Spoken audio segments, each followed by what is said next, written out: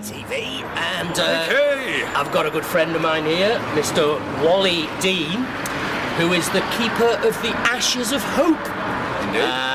Could you tell us a little bit about Wally Hope, Dean? Because I know there's just been a film made about him, hasn't there? Yeah, we've been involved in a whole film project. This young fella came to us, Paolo. He came to us a couple of years ago and sort of, as many people do, sort of said, I want a bit of information on Wally Hope. We gave him some of the information and he went off and he's come up with a really half a good film. And we're taking it out there and we're sort of organising more interviews. He's recently done interviews with members of CRAS, recently done interviews with the solicitor who defended the Wallies in 1974. To give you the background of the story, Wally Hope, or Phil Russell as he was truly known, was a mover in the free festival movement back in the early days of Windsor, etc. He was a bit pissed off by some of the things he saw at Windsor, like people being taxed because they wanted to take food wagons in there and sell hot dogs, ice creams, that sort of thing. And he wanted it to be freer and that.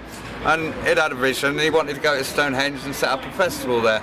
So he went down and he saw a couple of members of a band called Exit, who would later end up being a band called Crass. And Penny and G were living in a small arts sort of base commune with no locks on the door. It was an open door commune and that. Wally would go down there and he played Dial House? Dial House in Essex.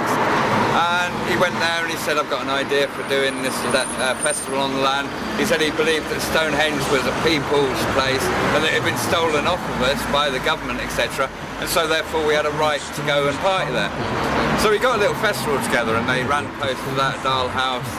Got maybe 800 people at the there. time Stonehenge wasn't what it is now, is it? You know what I mean? It was just something in the middle of nowhere that they actually thought, well, we're not going to harm anybody here, we're not going to bother anybody here, because it was, you know. This is what we thought, and this is what was thought.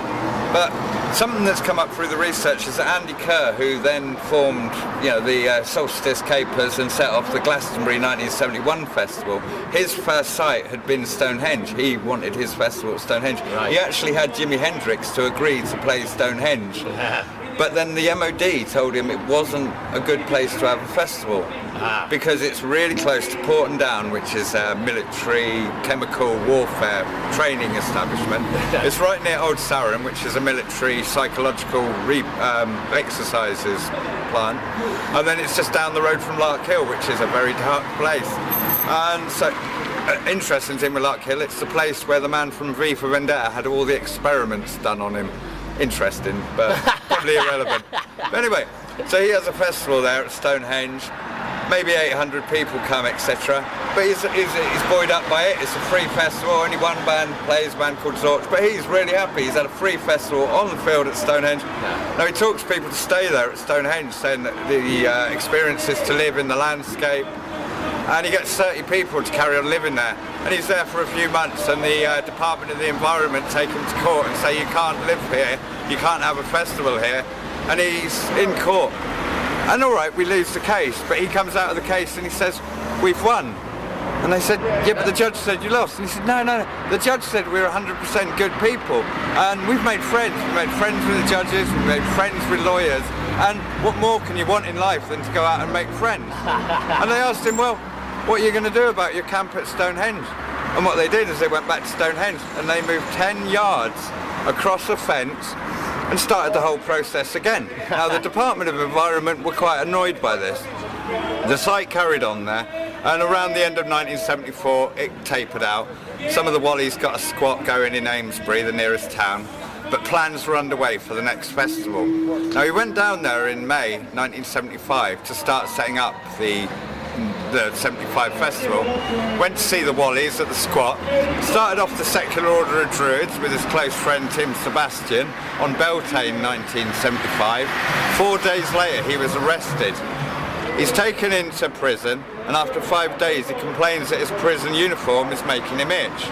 But he was on remand. There's no way he should have been wearing a prison uniform, it wasn't compulsory. So he goes on parade, says it's making him itch, they send him to a psychiatrist. Now this psychiatrist has already worked out that he goes by the name of Phil Russell and Wally Hope. So as he walks into the doctor's office, the doctor says to him, am I dealing with Wally or am I dealing with Philip? And without Wally saying many words, he was diagnosed as schizophrenic, having two personalities. He was stuck in the hospital at Winchester, and he was massively overdosed on Largactil, haloperidol, Semtrex, and various other drugs that they were trying on. Liquid koshed him. Yeah. He ended up going to court, totally off of his face, not being able to string a sentence together, and they sent him for an indefinite section at the Old Manor Hospital in Salisbury, and there they carried on overdosing him. I mean, to give you an idea of the overdosing, the recommended daily dose for Largactil is 75 milligrams. They were giving him 200 milligrams a day. He comes out of hospital, strangely enough, 2 days after the last people leave the festival site, because the 75 site still happens. The 75 festival is bigger than the 1974 gathering, but Wally's not there.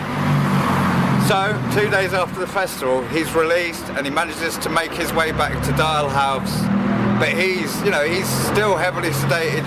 He ends up with this condition which is called chronic dyskinesia. So many psychiatric drugs have been fed into his system that his brain had difficulty communicating with his nervous system. He ended up not being able to walk straight. He was not able to talk well. But the people at Dial House fed him, they detoxed him, they got him onto ginseng, they got rid of all his medications, and by August he was good enough to join the tribe again. He went to Watchfield. Now, Watchfield was a government-sanctioned festival given to us so that we didn't party in the Queen's back garden. Windsor 74 had ended up in a massive fight between the police and the freaks. So they didn't want us anywhere near Windsor Castle. So they gave us a government-sanctioned site. But intelligence services had 350 officers on that site gathering information on the rise of LSD and also subversive elements in the festival. Now, Wally Hope and Chris Waite did a speech, and in that speech Wally Hope said that he still intended to buy land near Stonehenge for a permanent festival, and he was coming into £42,000, which in 1976 would have been enough to buy 8 or 9 farms. So he was a threat to society. 4 days later he's found dead on the floor in the kitchen of the doctor's where he's staying. The back door's mysteriously open. At his first coroner's report, he has a needle mark on the top of his arm, and the man is pronounced dead through suicide. But they knew he wouldn't use needles, but they suggested that he had died of an overdose of Welderm, and this was after 6 months of inquiries. The doctor who done the autopsy was still 18 years later writing to that chemical company saying, I don't believe that he ingested these pills. The only way he could have died of that overdose is had it been injected into his bloodstream. Now that, my friends, is a very encapsulated story, which is a very complicated story. It involves British intelligence, British counterculture, the whole LSD movement. And to be honest, my friends, I'm starting to look at a situation where hippie, punk, dance have all been psyops against us to take us away from protest, take us away from reclaiming our power, get us into fields, munted out of our faces. I don't drink special brew. I do Class A's maybe 3 times a year, and I'll do it because I have a spiritual need to have a question answered. We've got to reevaluate our attitude towards drinking, towards alcohol, towards the money we're wasting on these toxicants that are only making money for the government that we're saying we want to bring down. Yet we're fucking holding them up, mate. And we've got to start saying no. Stonehenge is a good place for that. It's a microcosm in a macrocosm, and the masses of people that gather there. I mean, 7,000 at this year's winter solstice has broken all records that we've ever known. And the movement is growing. It is seen as a portal of freedom. And if we can keep that going, if we can keep it free and re-establish our festival, which is our aim, because English Heritage want to cut down on alcohol, want to start charging for parking, it's not on. It's the people's place. No matter whether you're religious, no matter whether you're an anarchist, whether you're a Hare Krishna, if you want to come there and you want to come there with love, please come. We want to see you, each and every one. Occupy Stonehenge 2016. He's a Wally. I say this once or twice. He's a Wally. I'm a Wally. We're all Wallies. You're a Wally. We're all Wallies. There's a movie out there, everyone's a Wally. If you get a chance, if you see it anywhere in an art centre, or if you've got an art centre and you want a film on, get in touch with Wally Dean through Facebook, and we'll bring you a film, we'll bring you a talk, and we'll blow your brains. Thank you, good night. I love you, Wallies. Thank you, Wally Your dog Dean. now. A true Wally. Thank you, darling. Thank you, mate. That was brilliant. Very successful.